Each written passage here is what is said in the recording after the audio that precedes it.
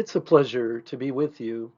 The title of this session is Organization and Financing of Public Health, Part 1, Public Health System Overview. There are no disclosures for this presentation. Objectives include review the concept of public health systems, discuss the participants and stakeholders in public health systems, review the 10 essential public health services, discuss the importance of coalition building in the functioning of public health systems, discuss the role of governmental health in facilitating and developing public health system coalitions, review major concepts associated with effective coalition building and functioning. The 2003 Institute of Medicine IOM report, The Future of the Public's Health in the 21st Century, emphasized that public health extends beyond government and encompasses science, art, and approaches used by all sectors of society, public, private, and civil, to assure, maintain, protect, promote, and improve the health of the people. The report also identified 6 critical sectors of society that significantly influence health: communities, the healthcare delivery system, employers and business, the media, academia, and government.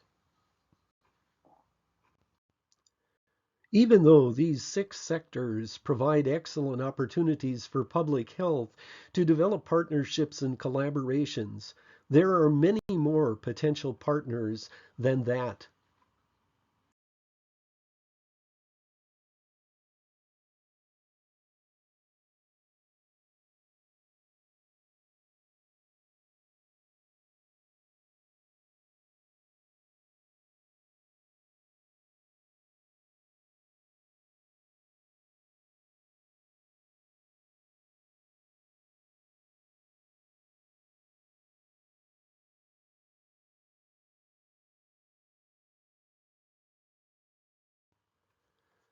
The 2003 IOM report described the public health system as a complex network of individuals and organizations, as diagrammed here, that play critical roles in creating the conditions of health. Those potential partners include schools, civic groups, nonprofit organizations, laboratories, tribal health organizations, correction facilities, elected officials, faith-based organizations, mental health workers, etc. In 2007, the CDC described that public health system as a network of entities, public, private, and voluntary, having different roles, relationships, and interactions contributing to the delivery of essential public health services. The CDC also stated that government public health agencies at the federal, state, and local levels usually find themselves, as we see in this diagram, as the central hub and lead organizations of public health system network maps. These government agencies can't provide all the essential services alone and must create effective collaborations and partnerships to adequately address public health needs. Even though all these partners have an impact individually, when they work together toward health goals, they become a system, a public health system. Public health activities are often defined as promoting, protecting, improving, and when necessary, restoring the health of individuals, groups, or the total population. This slide lists the 10 essential public health services or domains that were described in 1994 by the Public Health Functions Steering Committee. 1. Monitor health status to identify community health problems. 2. Diagnose and investigate health problems and health hazards in the community. 3.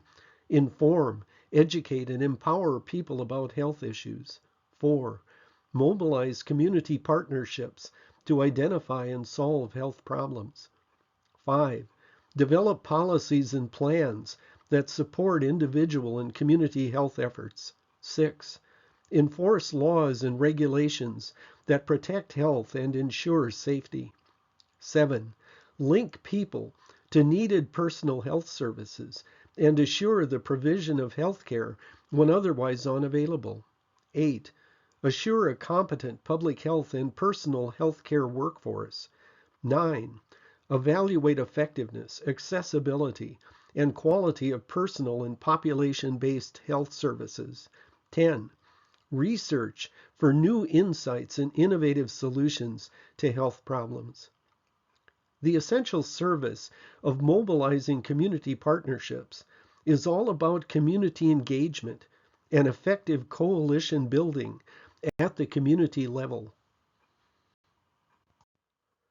The Institute of Medicine, like the CDC, emphasized that governmental public health agencies constitute the backbone of public health systems and bear primary, legally mandated responsibility for assuring the delivery of essential public health services. Government has a unique and special responsibility to promote public health. Governments also have the resources and legal authority to implement public health policies and focus efforts in ways that other organizations of the system can't. The integrating force for public health systems, the glue, is the governmental public health infrastructure.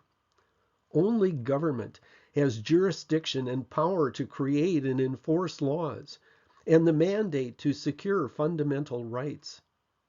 All 50 U.S. states and 5 territories have organized public health infrastructures positioned to lead public health systems in their jurisdictions. Governmental public health is also tasked with providing services for people not provided for by the private sector, filling service gaps. So how does governmental public health lead in a public health system representing numerous diverse partners? The answer may partly rest in facilitating the development of effective coalitions.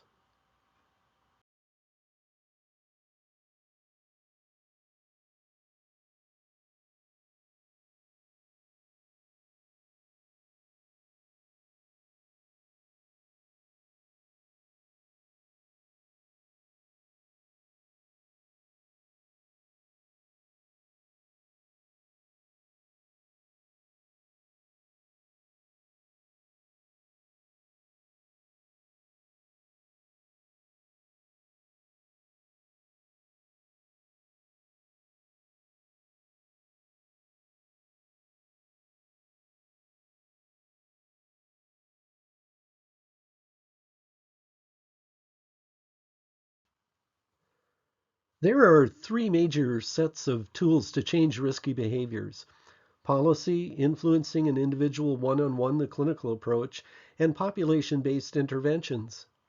Policy is developed by local, state, and federal governments, businesses, and organizations, and is an effective tool to encourage healthy behaviors, but must be implemented and enforced.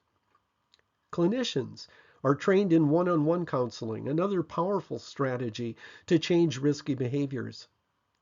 Population-based interventions provide another potent behavioral impact and can be divided into 2 major tool subsets: social marketing and community engagement. Coalition building is often an essential part of community engagement. Population-based expertise lies in the discipline of public health.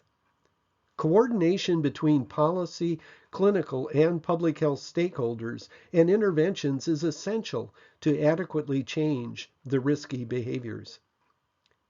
This will require effective coalitions, working together across these and other silos. Public health leaders are well positioned to facilitate the development of effective coalitions at the national, state, and local levels.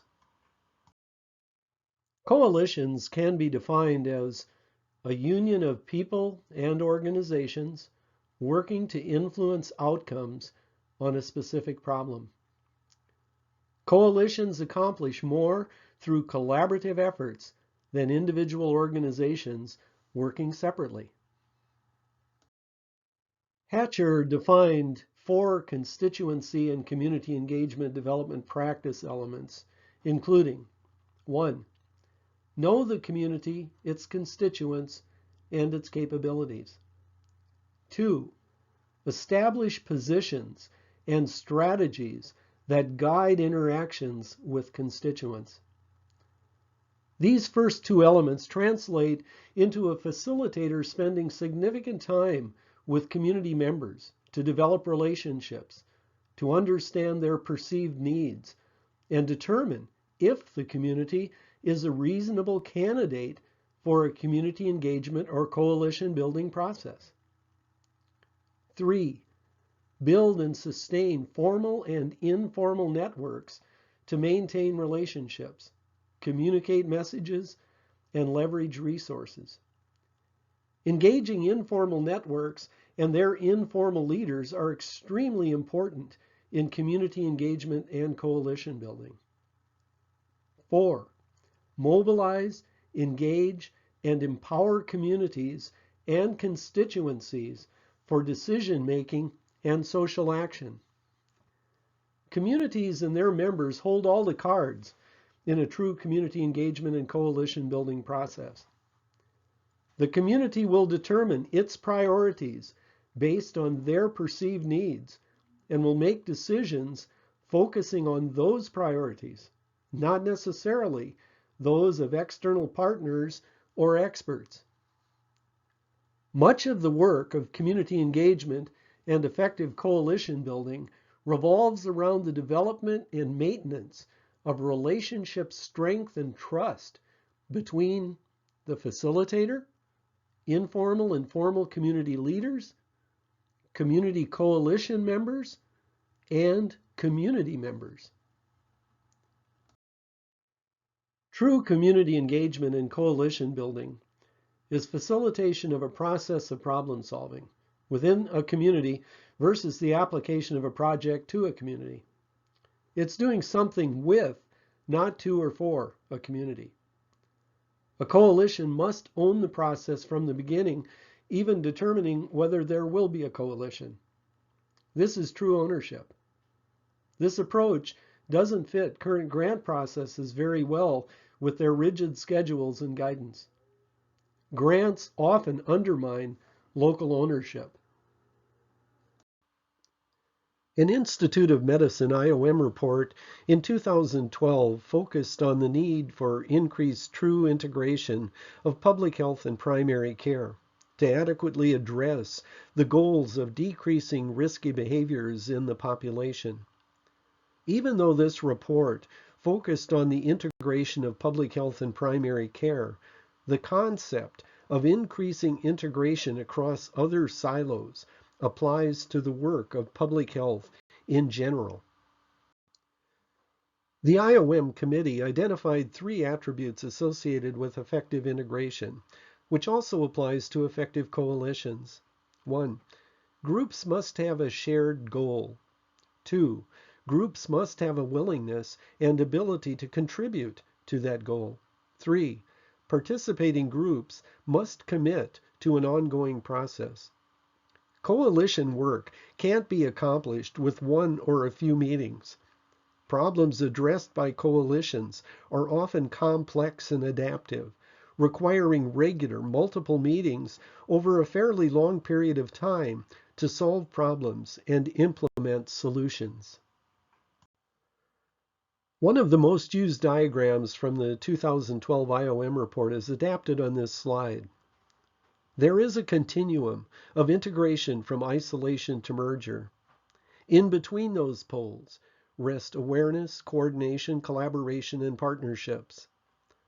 Isolation means that groups have no idea what others are doing. Awareness means that groups are cognizant of others working in common areas of interest, but have no engagement between groups. Coordination, collaboration, and partnerships are defined as increasing levels of working together. Also, as one moves from the left pole of isolation to merger, there is increasing dependence or interdependence of groups on each other. Merger is the state of total immersion and fusion. Isolation and merger are relatively uncommon. Most experts feel that much of what is done currently in integration falls into awareness and coordination with too little true collaboration and partnerships. Collaboration and partnerships can also be defined as effective coalitions, as diagrammed. The Institute of Medicine strongly recommended that increased collaboration and partnerships, or the development of effective coalitions, are needed to adequately address future health and wellness goals. Collaboration and partnerships don't just happen. They are created utilizing coalition building, team building, and boundary spanning skills and competencies. The goal of team building, boundary spanning, and coalition building is to facilitate groups to effectively work together toward common goals. Therefore, these three sets of skills and competencies possess many similar concepts and techniques. Coalitions are composed of partners. These partners may represent internal and external groups and organizations to a target community or area. The most effective coalitions are those that contain strong organizations from the target community, comprised of community members, commonly including formal and informal community leaders. The diagram on this slide demonstrates a hypothetical community healthy heart coalition. There is strong community organization membership, including 2 community clinics, the Chamber of Commerce representing the business community, and the local faith-based consortium. External partners include the State Health Department and the Regional American Heart Association. As mentioned previously, coalitions don't just happen. Someone needs to take the lead to form and facilitate them. This is often a role for public health leaders. Public health is often considered a neutral party, especially when there is competition between coalition members. Let's assume, in this hypothetical example, between clinics 1 and 2. This neutral status is essential for effective facilitation of multiple partners. During my tenure as state health officer, the health department, as a neutral facilitator, was able to develop a statewide coalition called Healthy North Dakota. The coalition was composed of multiple programs from various agencies, healthcare organizations, nonprofits, etc., interested in working together toward common goals of improving the health and wellness of the state. The State Department of Health was the only organization that could organize and facilitate that coalition. A coalition facilitator must build adequate coalition cohesion that will weather the inevitable conflicts of differing beliefs and values. Coalitions coalesce around common goals and must identify how the group will address those goals through a robust planning process. Planning is essentially the time that coalitions get to know each other, define their boundaries and mission, develop a strategy, identify group norms and values, and develop specific tactics or what each partner is to do. Effective strategies are dependent on accurate and current community health data. After planning, it's time to implement. Conflict of coalition members' beliefs and values may be seen during the planning stage, but often is exacerbated during implementation when coalition activities take place. Tuckman described 5 stages of small team development that also applies to coalitions: forming, storming, norming, performing, and adjourning. Stage 1 is forming, where team members get to know each other and plan. Members are generally polite with each other in the forming stage, and interactions can be somewhat stilted, artificial, and awkward. This would be seen during the planning stage of coalition building. The implementation stage of coalition building is associated with the storming, norming, and performing stages of Tuckman. Stage 2 is storming. Storming is frequently associated with enhanced conflict as members move beyond the politeness of the forming stage and try to influence team norms, roles, and procedures, often based on the cultural beliefs, values, institutions, and behaviors members bring with them. Stage 3 is norming and is associated with the development of a relationship strength and trust, member cohesion, team agreements around member roles, expectations, and the team's decision-making process to accomplish the assignment or purpose of the group.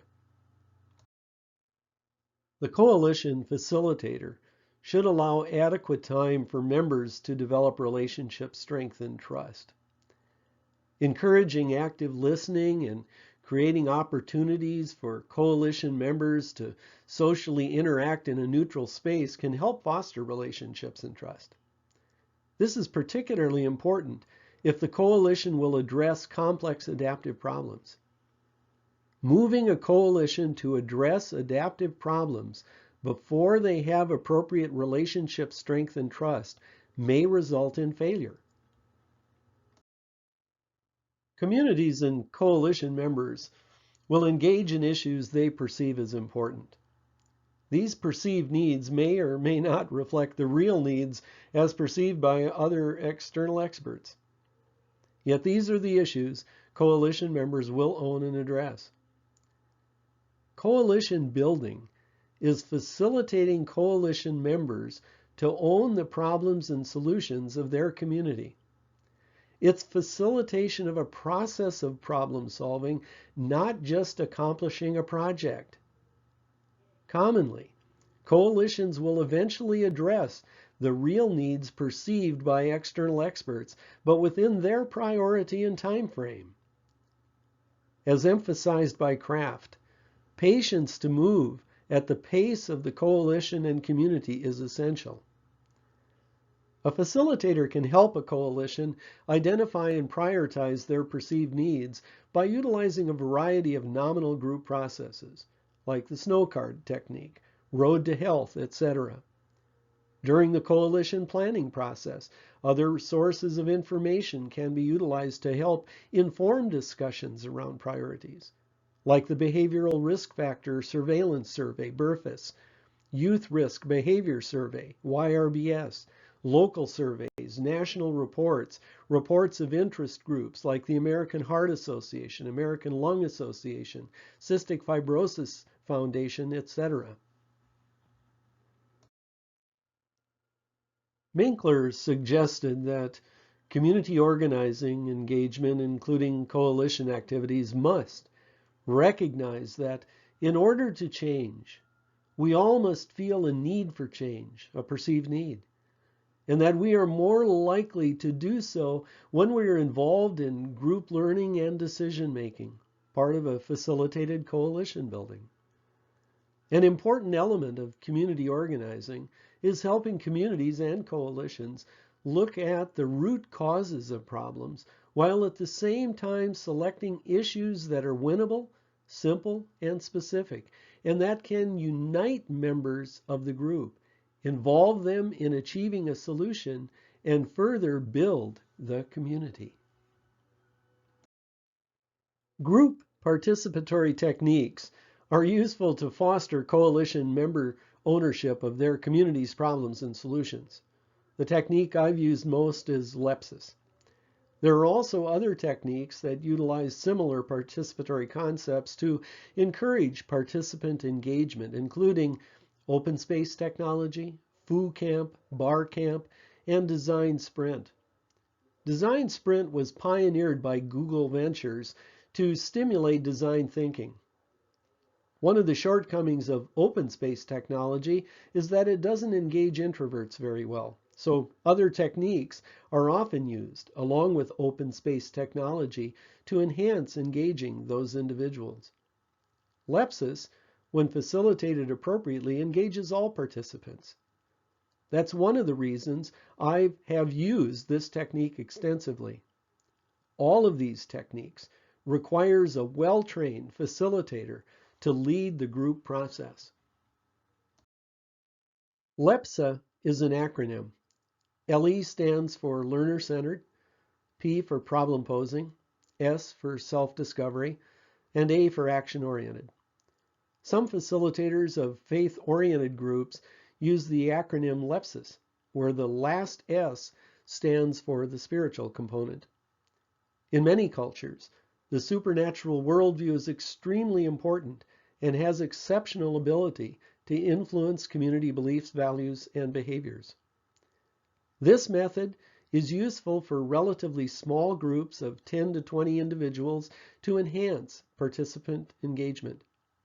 The facilitator's role in Lepsis is to draw out information from the group to foster ownership of the ideas and provide key knowledge that is not readily forthcoming. Further discussion of Lepsis is covered in other sessions of the North Dakota Public Health Training Network. The literature suggests the following about effective coalitions. 1. Coalitions require that each party believes it needs the help of other coalition members. Coalition members must be codependent on one another to accomplish their organization's goals. 2. The goals and perspectives of the members of a coalition will not all be shared. However, an effective coalition requires sufficient common ground so parties can agree on a coalition mission, set of policies and strategies, group norms and values, and tactics. 3. Coalitions require continuous and often delicate negotiation among their participants due to different beliefs, values, and agendas. The neutral facilitator must often employ negotiation techniques to keep the coalition intact. As mentioned previously, relationship strength and trust between members is essential for coalition cohesion during the inevitable times of stress and tension due to the inherent differences between coalition partners. 4. The distribution of power and benefits among the members of a coalition is an ongoing concern. All members need to believe that over time they are receiving benefits that are at least comparable to their contributions.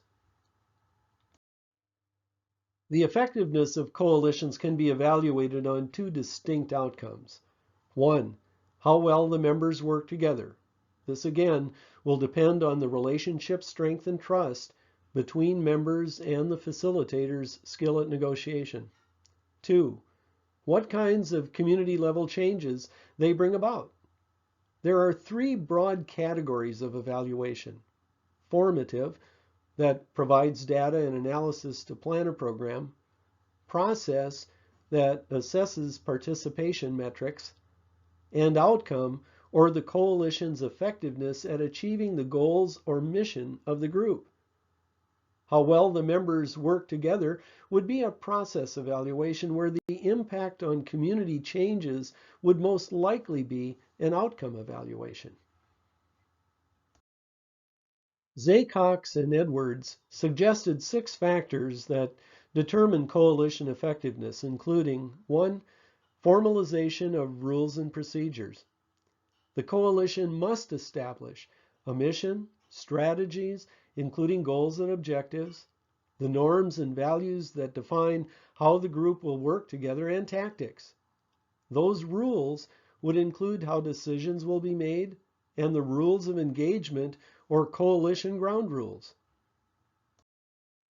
Let's review some common ground rules for meetings. Without ground rules, meetings can deteriorate into divisive wars or allow forceful individuals to dominate discussions. Common rules include: one person speaks at a time and must be recognized by the facilitator before speaking. Commitment to listen to one another. Try to understand the other's point of view before responding, attempting to see things through the worldview lens of the other person. Talk directly with the person with whom there is a concern. Avoid side group gossip or alliance building. Allow expressions of dissent, respecting each person's opinion. Attack issues and problems, not people, and describe how conflicts will be addressed. These ground rules should be reviewed by the facilitator at the beginning of each meeting and whenever necessary to control emotions, maintain civility, control dominating personalities, and keep the coalition focused on the task or goal. Avoid paralysis by analysis. There will always be more data that can be collected and analyzed. Some coalitions, for various reasons, feel unwilling or unable to make a decision and will shift activities from gathering enough data to make an informed decision to accomplish the task to a new coalition goal of perpetually gathering and analyzing data. The coalition gets mired in overly detailed perfection in data gathering and analysis, trying to cross every T and dot every I. High-performing organizations, teams, and coalitions gather just enough data and analysis to make a good decision and quickly move on to implementation. Coalition members must identify the data and analysis threshold needed to make a good, informed decision to accomplish the task. Don't become a victim of the paralysis by analysis. Gather and analyze enough data to meet situational needs. Number 2 is leadership style. Rensis-Likert described a leadership continuum from autocratic to benevolent, consultative, and participative or democratic. An autocratic leader has complete authority and the followers obey the instructions of the leader without questioning. Benevolent leadership creates observable benefits, actions, or results for the common good. Benevolent leaders may be autocratic, consultative, or democratic as well. Consultative leaders attempt to involve people who have problems in seeking ideas for a solution. Team building is a prime target of consultative leadership. Participative or democratic leaders pursue decision-making as a shared process where the views of a team or group are valued and contribute to the vision, goals, and decisions that are made. Some management experts add that leaders may use these different styles based on the management situation, called the contingency or situational theory. Sometimes an authoritarian approach may be most effective, whereas in other situations the benevolent, consultative, or democratic styles would be most appropriate. Leadership styles that are generally associated with effective coalitions in Western societies are the consultative, democratic, and benevolent styles versus the authoritarian style. The third factor of coalition effectiveness is participation of members. Participation is dependent on the coalition meeting the perceived needs of the members and utilizing appropriate participatory techniques like Lepsis. 4. Diversity of membership. Coalition members need to learn from each other to fully understand the innovative and creative opportunities and possibilities to tackle complex problems. This means that members should bring a variety of skills, competencies, and experience to the team. If everyone has the same background, there will be no or minimal coalition learning. So adequate coalition diversity is important for vibrant learning to ultimately identify creative solutions to complex adaptive problems. Learning coalitions with their varied backgrounds are also more sensitive to the variety of subtle signs associated with external stakeholders and the environment. 5. Collaboration. Groups will only participate and collaborate significantly on issues they feel are important for their organizations. 6. Group cohesion. Once again, cohesion is dependent on adequate relationship strength and trust, Spending adequate time to develop and maintain relationships and trust is essential for effective coalitions. In 2008, Integrated Healthcare Strategies and the Governance Institute developed a list of practices that apply to boards and top-performing organized groups like coalitions. This included 3 group duties and 6 core responsibilities. The 3 prime duties include 1. Duty of care. Requires that members have knowledge of all reasonable, available, and pertinent information before taking action. Members must act in good faith and in a manner he or she reasonably believes to be in the best interest of the coalition. 2. Duty of loyalty. Requires that members discharge their duties unselfishly in a manner designed to benefit the coalition and not a member personally. It incorporates the duty to disclose situations that may present a potential for conflict with the mission, as well as a duty to avoid competition with the coalition. 3. Duty of obedience. Requires that members ensure that the coalition's decisions and activities adhere to its fundamental purpose and mission. This slide lists the 6 core responsibilities of a coalition, including 1. Financial oversight, if financial resources are funneled through the coalition. 2. Quality oversight. Effective coalitions must utilize a quality improvement cycle, including a planning, implementation, and evaluation process. 3. Setting strategic direction, part of the planning cycle. 4. Develop a self-assessment and goal-setting process. This would include the initial formative evaluation process to help the coalition develop an effective plan. This would also include the evaluation part of the cycle that informs further planning and coalition strategic improvement. 5. Management oversight of coalition activities. And 6. Advocacy as it applies to coalition work. Advocacy is an extremely important part of many public health coalitions. In summary, the public health system is a complex network of individuals and organizations.